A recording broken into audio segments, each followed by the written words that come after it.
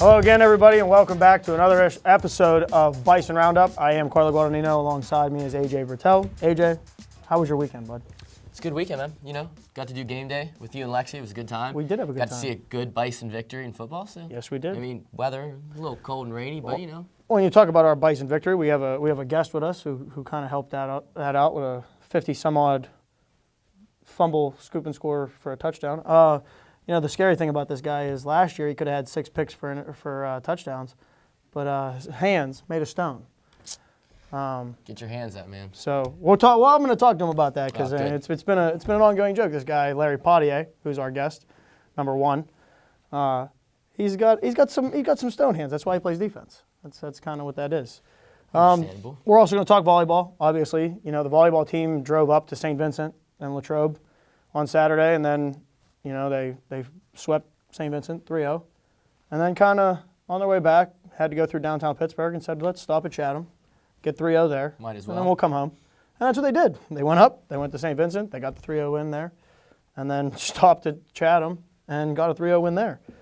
But obviously, we're going to talk about right away football. Because, I mean, that was a game. That's the game we've been waiting for from this team. AJ, you want to talk about the Nugget? Jalen. My man. Jalen Holmes, another huge game. Third straight 100-yard rushing game. Makes it 5 on the season. I mean, he finished the game with 135 yards and 2 scores again. I believe he has at least 1 rushing touchdown in 7 consecutive games. Mm-hmm. So I know we talked about it on game day about him being on fire. And what do you know? He does it again.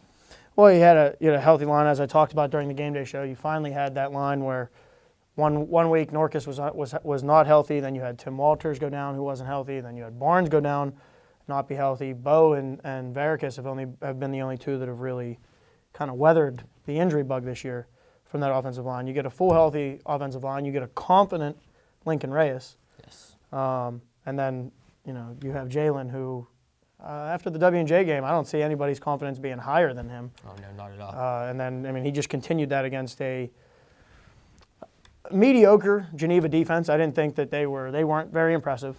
No. I thought we showed that there's definitely a separation between the Bethany Bison football team and the Geneva Golden Tornadoes. See, I fixed that from last week with the tornado comment. It was a little shaky last time. I didn't think that they weren't prepared for the type of rushing offense that we can have, especially when you have guys on that offensive line that love to get out on edges, and you have, I mean, if you take Bo Burtis and you put him on a cornerback, I'd take Bo all day. All day long. Talking about that offensive line, they kept Reyes up. He was sacked twice, one of which he kind of stepped into the sack. But Reyes went 17 of 23, no turnovers. That's big. That is big. He also had 2 touchdowns, which now I think that puts him over the top for Vales. He now passes Vales from last year's season high. You know, what did you see from Reyes that we not necessarily have seen from him the rest of this season? The one thing I saw from him that I thought he did very well was his deep ball. I mean, passes, you saw the one that he hit. He connected with Robbie Seaman, who came up with a really nice catch. I mean, we're going to talk about Robbie Seaman a little later on. Reyes put it on point, but, you know, Seaman did make the nice catch, and then he connected with Blinn on the bomb. Well, that pass that he hit Blinn on, Blinn's in double coverage. I had somebody that was on the fence say they're really shadowing Blinn with a safety and the corner, and I said, yeah, I mean, wouldn't you? Obviously he's been the best receiver on the team. He's the guy that you know Bethany's going to throw the ball to. Double coverage, right down the middle of the field, and I mean, that's probably one of the most beautiful balls I've seen since Matt Grimard was here. I mean, he just dropped it right over the top where only Blinn's going to catch it. Hits Blinn in stride, he walks into the end zone, and then. You know, that guy, Blinn, he had a couple of trips to the end zone. Yeah. Once on special teams. Yeah. An 85-yard punt return where he outran, it looked like the whole team to one sideline. And kind of just everybody converged on him, and then Blinn came out of the pile and was just outrunning everybody got to the 5-yard line, kind of got to take a deep breath, walk his way in. But it was good to see that. That's not something we've seen from Blinn in 2 years maybe. I think it's been since he had his last punt return for a touchdown. Yeah. I think he had a huge game, 215 all-purpose yards. Mm-hmm. He actually became the 3rd active member of Division III football to reach 5,000 all-purpose yards. So you can tell the kind of season he's having. Well, and to top that all off, you had these other guys. You had Tyler Ambush, who had 4 receptions for 31 yards. He had himself a touchdown. And then, you know, Robbie Seaman, who against W&J made he had some plays against Mount Union, for instance. The first game they put him in on, he dogged a kid. I mean, it was he caught a basic pass and turned it into something with his shifty ability. This week, it wasn't so much he was making people miss, but them sure hands. I mean, that ball you talked about that Reyes hit him on, and he had 2 of them types of catches where he stuck his hands up there and the ball stuck. And Seaman only being a junior, that really helps kind of with Blinn on the way out, and I think Ambush is on his way out as well. Ambush is not on his way out, as my technical producer, Raphael McGee, corrects me. Thanks, Raph. Ambush and Seaman will be back, and then you have Terry. So really, you're going to lose Blinn next year, which, I mean, that hurts. But enough about the offense. I mean, let's touch on this defense and what a game they had. You mean them green shirts? Yes, them green shirts. The green shirts, the black flag defense, I believe, is what they call themselves. Let's point out, I mean, the man who had himself a game and a half, Nadeem Radar. I mean, with 5 tackles for a loss and 3.5 sacks, he was 1 full sack short of breaking, tying, the Bethany single-season record in sacks. I mean, he had that defensive line. It wasn't just him. I mean, they were in the backfield. They just got the quarterback time after time again. They stopped the running back short his tracks every time. And, I mean, you can't ask for anything more. Well, Geneva ran 93 plays to our 51, as I'm looking at these stats here. Geneva ran 93 plays for 425 yards. 366 of those yards came through the air. And Aaron Channing, who didn't have the day that he probably wanted to, but still didn't have a bad day. I mean, 298 yards passing. But the problem was that Bethany was just way better than Geneva. Oh, yes. AJ, unfortunately, I'm going to talk I haven't been saving this defense. I'm going to wait for that Stonehand man over there to come on the show and talk to me. Sounds good. But we're going to take a quick commercial break. I'll be back with him, and then I'll be back later. Yeah, you'll be back on the show later. Thankfully, we don't got Barnes. You don't need as many books this time. That's what I'm saying. No booster seat. Hey, if he gives you crap, just throw a ball at him. Oh. But we'll be back right after this.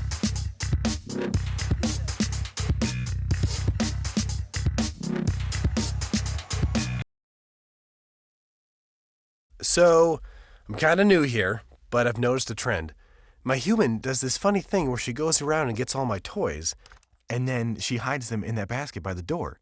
But it's always the same basket, and it's always in the same place. And then she acts so surprised when I find them, but, she's putting them in the same basket. Again. It's like, hello, that's where you put it last time. You were the worst at hide and go seek. There are 16 million children struggling with hunger in America. This is a serious problem, but one we can solve. Visit feedingamerica.org to help. Together, we can solve hunger. Together, we're feeding America.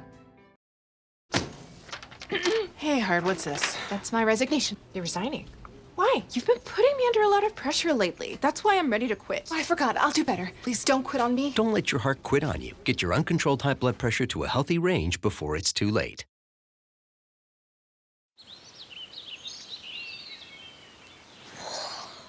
Oh, look, a redhead. Staring contest.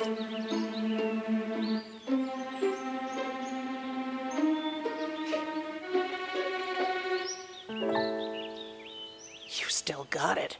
I know. Come alive with the forest. The dad was cute. You were looking right at us. Visit discovertheforest.org to find a forest near you. If you drive buzzed, it could cost you around $10,000. You'll face major legal fees, major fines, and steep insurance penalties. You could lose everything. Buzzed, busted, and broke. Because buzz driving is drunk driving.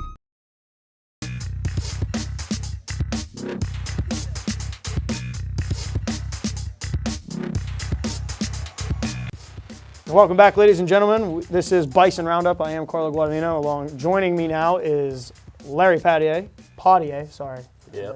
It's been a progression for me. The kid's silent. But senior outside linebacker, number one.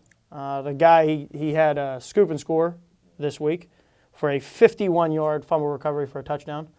Larry, let's start there. Walk us kind of through that play. I know I seen you kind of slow up at the beginning of it, and we talked about it on Saturday. Kind of walk us through everything that you saw in that play. All right, well, the whole play was a blitz, first of all. It's called Cali. So I'm the outside linebacker, and I'm supposed to blitz. So as I'm blitzing, the quarterback scrambles the opposite side. So I decided to spin back in, and as I did that, I saw Gibby, our freshman D tackle him. Ball came loose. I ran up to pick it up. I knew I only had a short amount of time because everybody else is coming. Pick it up. It dropped out of my hands. I'm like, oh, snap. Hold on. Let's time out on this story. So you're telling me that you fumble, the ball's on the ground now. Yeah. And it's in your hands. Yep. And you go to take a step, and it's out of your hands.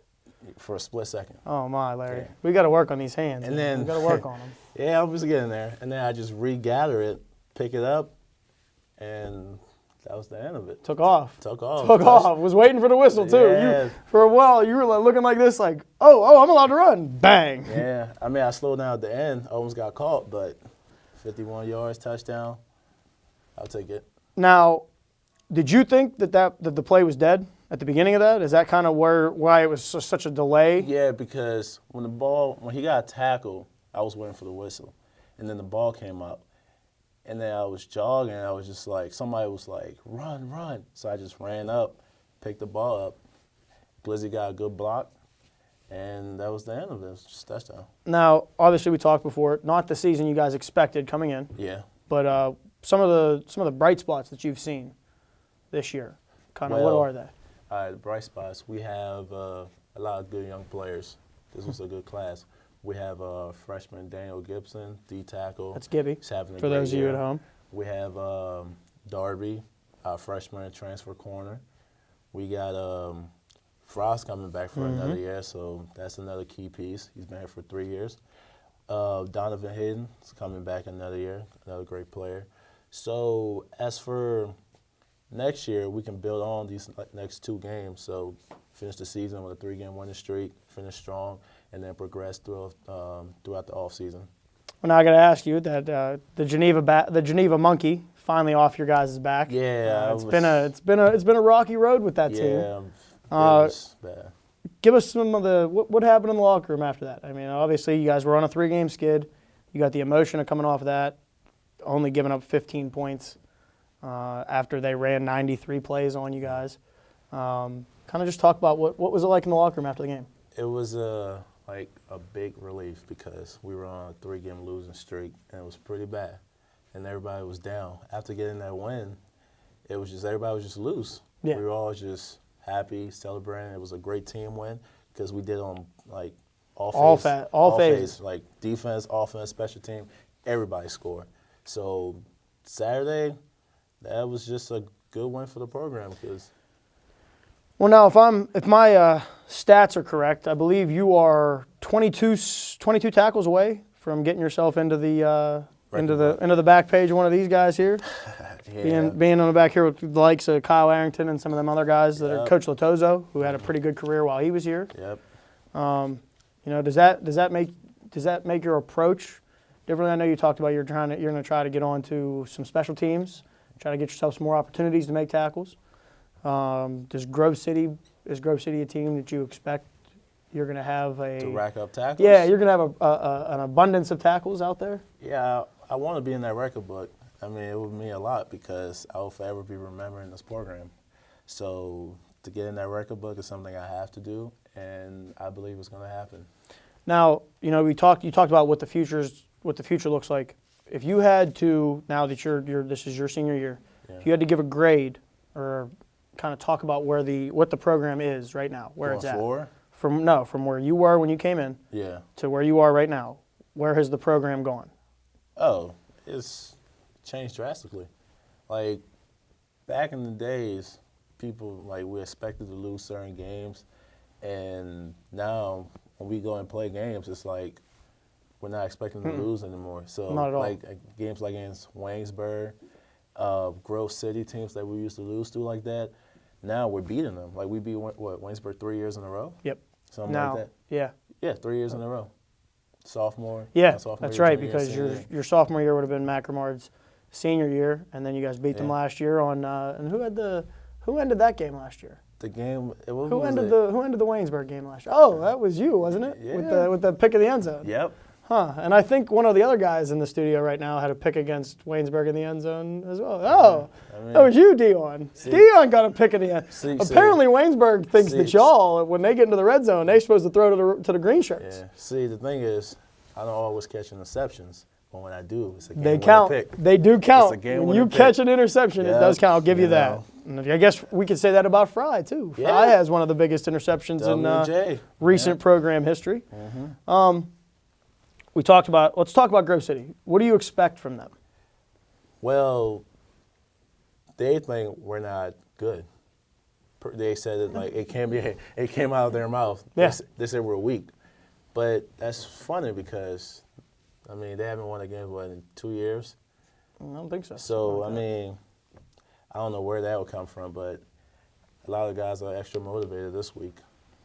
And, I mean, obviously being senior day, so there's a little bit of extra motivation for the likes of you. Family members going to be there. Some of these other guys that have been in the program, that saw the program at where it was when you went to some of these teams and to now. It's gonna be. I'm excited for this game. I really am. I'm excited too. Well, Larry, we have a tradition here on Bison Roundup. Right. Our guest normally, as you see the basketball back there, when it's basketball season, they sign a basketball, but it's not basketball season yet. It's football season, and you see there's Dion's signature over there, and then Barnes has a smudge back here, and so you want to add your name to that. And while Larry's doing that, we want to say thank you for joining us. Good luck. Have fun out there for your senior day. And when we come back, we're going to talk volleyball, we're going to talk soccer, we're going to talk field hockey, we're going to preview a little bit about Grove City, and then AJ will be back. We'll have the table will be set back into the way it's supposed to be, and we will be back in 2 minutes.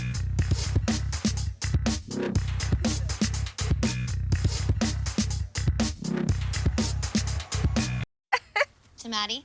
Congrats on paying off all those student loans. Finally, right? How'd you manage that anyway? I started tracking my spending, changed a couple of habits. Wow. I'm kind of living paycheck to paycheck right now. I don't even know how I'm doing it. Well, have you tried saving a little? I want to, but where's that money gonna come from? Bill collectors, they're the worst. Am I right? When it comes to financial stability, don't get left behind. Not home. Get tools and tips for saving at feedthepig.org.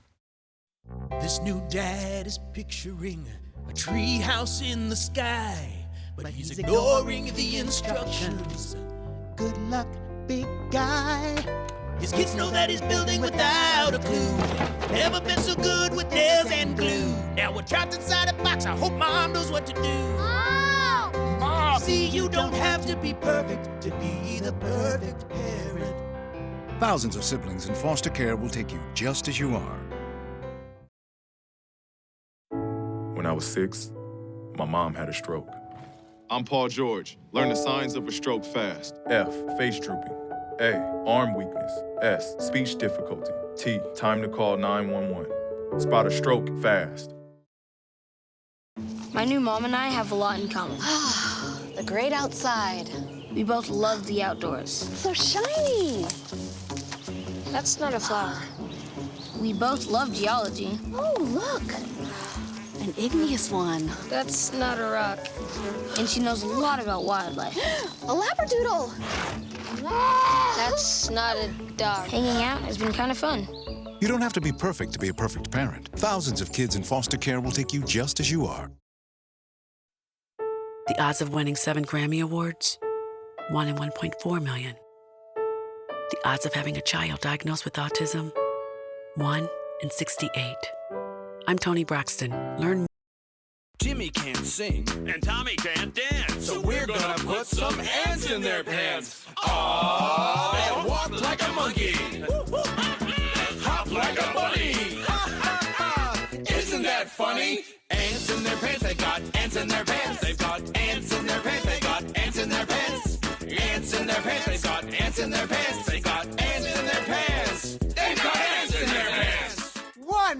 time. Jimmy can't sing, and Tommy can't dance, so we're gonna put some ants in their pants. Aww. Kids will spend 22 minutes watching us, the super duper party troopers, sing about ants in their pants. Isn't that funny? Ants in their pants, they got ants in their pants, they got ants in their pants, they got... Brushing for 2 minutes now can save your child from severe tooth pain later. 2 minutes, twice a day. They have the time.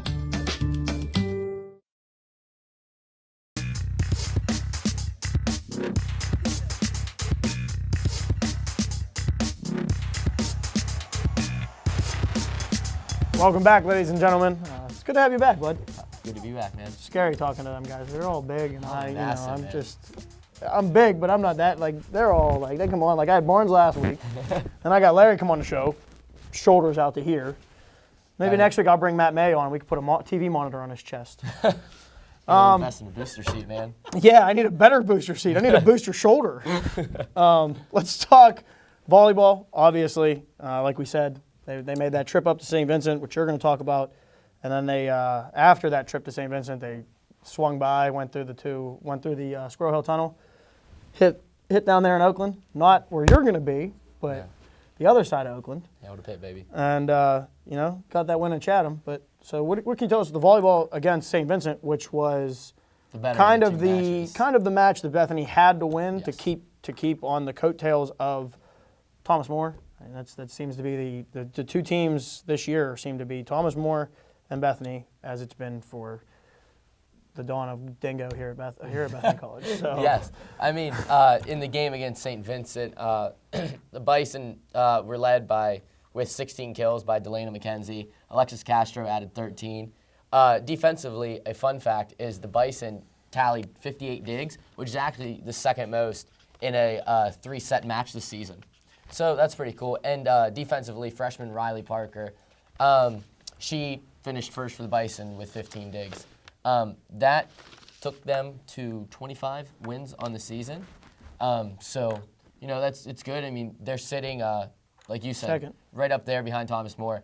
So I think that if they get the job done against these last few teams, which they definitely should, they'll be sitting second seed with a bye, I believe. On the second to last game of the season is going to be Geneva. Bethany always seems to have every sport seems to go back and forth with Geneva. And then they will finish up the season, I believe I saw on the schedule, with Case. Case Western, yes. So that's something to keep an eye on. The last two games, this is where Bethany has won and lost. Thomas More last year I think it was 2 years ago, Thomas More had first place locked up, lost the last two games. Bethany won it, and they ended up hosting the tournament. Speaking of the tournament, save the date. We don't know the exact date. It's the first week of November. The PAC volleyball tournament. You're guaranteed that the Bison will at least host one game, and that we here at BCTV will be covering that one game.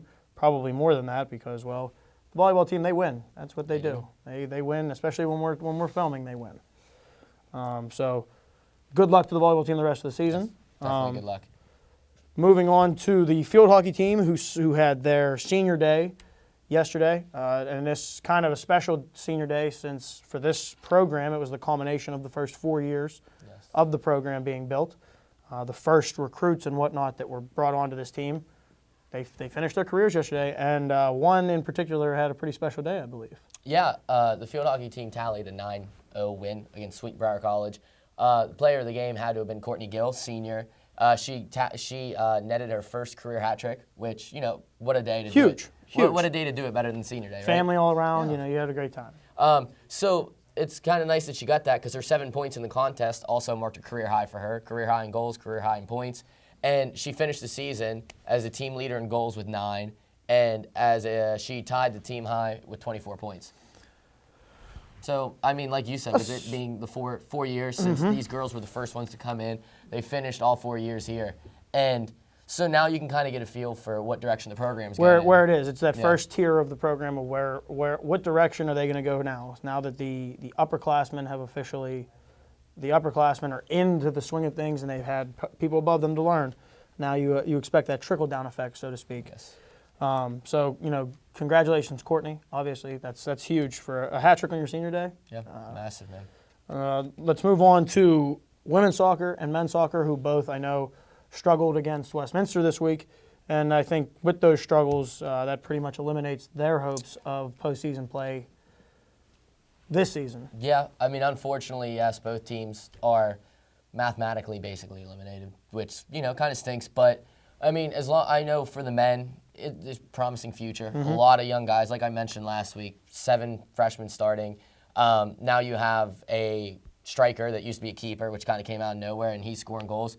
Danny Booth from Manchester, England, netted his first career goal for the Bison in that 3-1 loss to Westminster. So, bright future, kind of, you know, upsetting, a little unexpected that it would go down this way, but best of luck to them in their last 2 games. They will play at home against Thomas More on Wednesday, both men and women. Which Thomas More is nationally ranked in both men, both men and women. I know men 6th in the nation. And I think the women are right behind them at like 9. I would have to get a check on that, but obviously for the soccer team, you're not losing on the men's side. You're not losing much. You know, only one senior. One senior. So you're losing one person.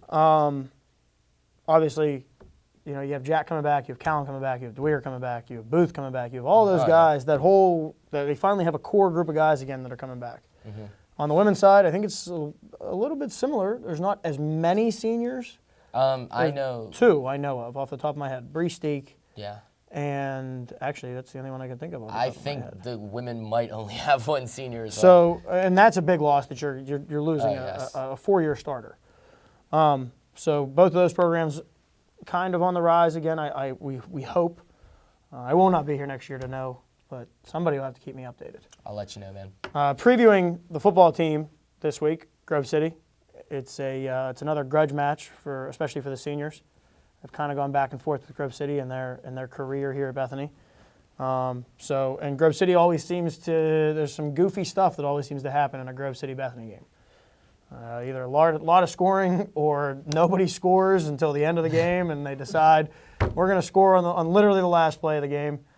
You know, field goals. It's just you get a cluster of things. You never know what you'll get. Kind of nice. And it being senior day, so we're going to kind of wrap this up because I think we should probably go do something other than talk about sports for a little bit. I feel like that's all we do. I feel like I need a break. But Bethany football, Saturday, 1 o'clock, Grove City. That will be at Bison Stadium.